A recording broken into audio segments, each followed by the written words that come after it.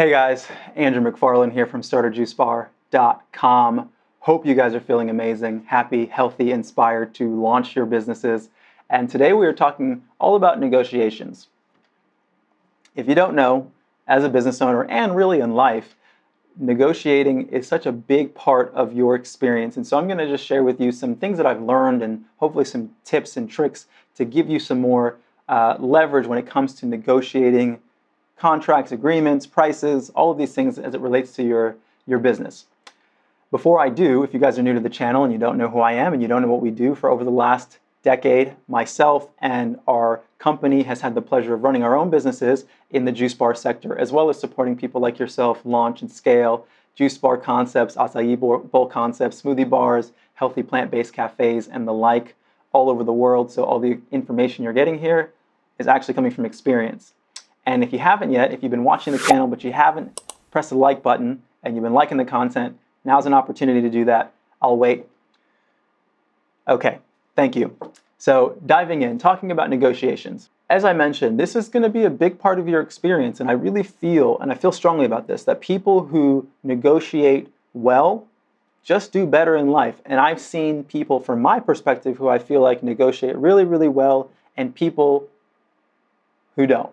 And so the first tip I want to give you when it comes to negotiating anything is to really come from a space of mutual benefit, right? If you get into a relationship with anybody, it's because hopefully it's mutually beneficial. You don't want to approach a negotiation with anyone you're going to be doing business with, collaborating with, from an overly adversarial dynamic. Now, this might just relate to the tone at which you negotiate, how you phrase things when you negotiate, how aggressive you are. Now, it is obvious that in any situation, let's say if you're working with a vendor, that you're attempting to get good prices, they're attempting to make money from their business, but ultimately you don't want, at least this is my perspective, you don't want to have your vendors feel so gouged and taken advantage of that they don't like working with you. Yeah, you might save some money, but overall, for me, I feel like the preservation and the cultivation of beautiful relationships in business and in life is much more important. Now, does this mean that you guys are always going to see eye to eye and your version of what is fair and good is the same as theirs? No, definitely not. But I think as a first step and a first phase, having that intention is really powerful and it's really important. So what's number two when it comes to really approaching negotiations in a effective, tactical manner? This is a big one, and this is something that I always take into account, is you have to really understand what your leverage in the situation is, right? If you walk into a dynamic where you're negotiating, let's say with a landlord, for example, and you're trying to get really, really great lease terms because that's going to make you feel like you've accomplished something wonderful, but that landlord doesn't really need you as a tenant. They've got 20 other people that are applying for the space. Well, then you want to be aware of that, and you don't want to be aggressive in a way that is going to make you feel bad if you don't close that deal. So part of being able to do that is actually understanding what your leverage is in the situation and what their leverage is in the situation. And what I also mean, to kind of dive more deeply into that, is what is the practical reality as far as how much you need the location versus how much they need the location. And you have to be, or they need you to be in the location, I should say. And you have to be honest with this. And this goes for everything, right? If you're negotiating with an employee and the employee is saying, hey, I need to get paid $100,000 a year. And you can say, you know what, the truth is the market doesn't really allow for that. Then you're not going to entertain that conversation. But if you know that this employee is amazing, you're not going to get away with paying them much less if they are aware of how amazing they are. And so this goes for every dynamic. It's really important that you become clear on what your leverage is and what their leverage is and how much you want and need something to take place versus how much they do. Okay? And the reason that this is important is because if deals fall apart, you're going to feel really, really bad, or I imagine you will, if you were pressing the situation too hard and trying to negotiate things that might have been nice, but not necessary. Okay? This brings me to my next point. In the process of negotiating, there is a dance that I experienced. There's negotiation fatigue, meaning that some people are only going to stay in a conversation with you, negotiating something for so long. At a certain point, other things might come up. They might realize they have better alternatives. They might just feel like, you know what, I'm talking to this person too much about details that don't matter, and so this thing's going to fall apart. So the thing that I often will say is a really good approach.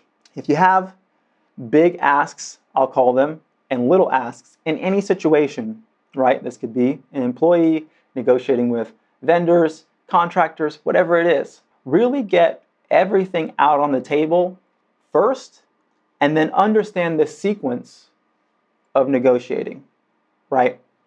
And the direction things are going. Because what you don't want to do is start negotiating things that don't really matter too much to you in the 9th hour of a contract or something going through, only to find that that deal is going to get broken for something that, once again, didn't matter to you. So know what your deal breakers are and know what things that might be nice for you. So if you walk into a situation and say, okay, here's my first pitch. I need this to happen, I need this to happen, I need this to happen, X, Y, and Z. Okay? They might come back to you and say, okay, we're willing to grant you all of that. Well, great, everything worked out. Or we're willing to grant you 80% of that. But you have to know, once again, what are the things for you that are deal breakers and what really aren't. And if things aren't deal breakers for you, but they're nice to have, maybe you go back and request it again once or twice, but you don't want to push these things because, like I said before, in negotiations, some are going to go really well, some are not going to go well, and you don't want the ones that do fall apart be because you were requesting things and wanting things to happen that actually didn't matter to you, but the deal did matter. You lose a lease on a space, or you have an employee that you're not going to work with because you were negotiating things that just didn't matter. There was a really beautiful episode of Shark Tank that I watched, and in this episode there were these two gentlemen who I believe they had a software company, and the sharks were really excited and inspired about their business, and they were getting into the negotiations, and they one of the group of sharks offered them a deal, and the guys countered, and they came back and said,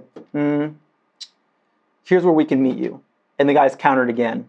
And eventually these guys started to get so granular with, they wanted 1.25% of the equity for the business, and that's what they were willing to get up, that the sharks just pulled the deal out and they said, you know what, we're not going to do this because clearly you guys don't really understand what's important. You're basically fighting over grains of rice, and you've lost sight of the bigger picture, which is you have an opportunity right now with people who can really change your life and your business, and you don't see that. And so because you don't have that perspective, I can't get into business with you. So this is why it's important to know what leverage you have, what the cycle of negotiation is, what the temperament and tone of the person you're negotiating with is, meaning are they fatigued, are they annoyed, are they really excited and happy to make things work out together and kind of meet you halfway?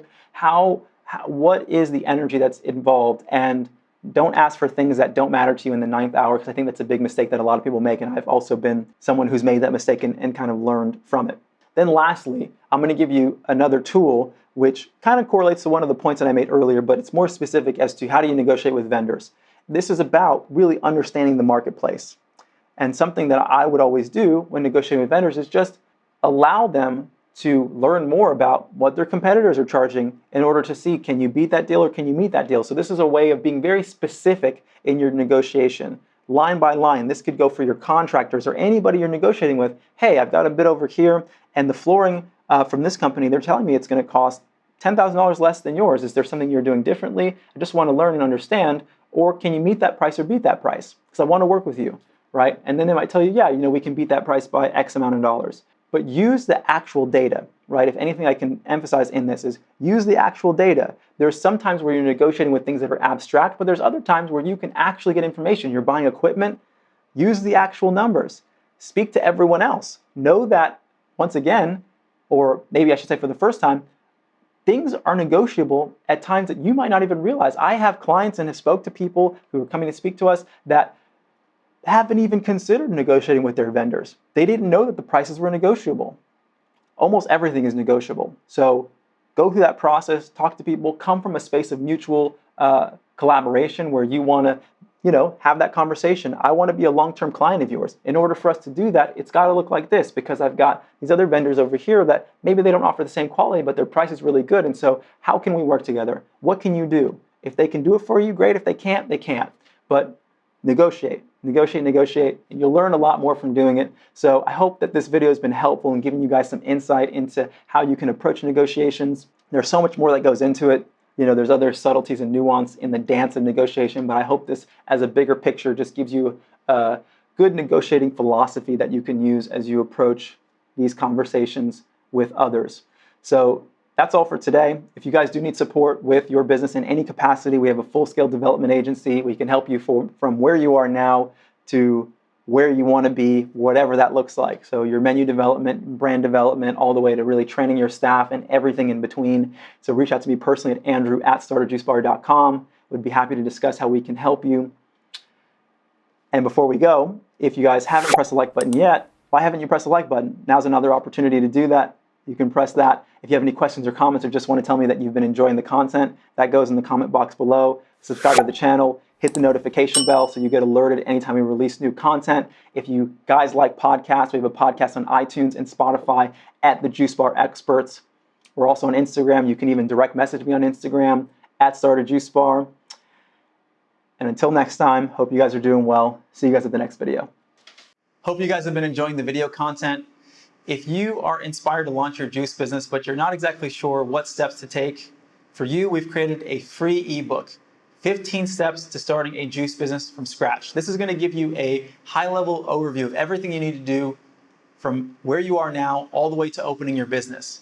Now, if you want to go even deeper, we've created an online course, the Juice Bar Master Blueprint. This is going to go into great detail into every aspect of starting your business, everything from branding to menu development to finding the right location, the equipment that you need, and so much more, all the way to launching your business. There's links for both of these in the description below. I know you're going to find a lot of value out of them. As always, hope you guys are happy and healthy, wishing you a lot of success, and I'll see you at the next video.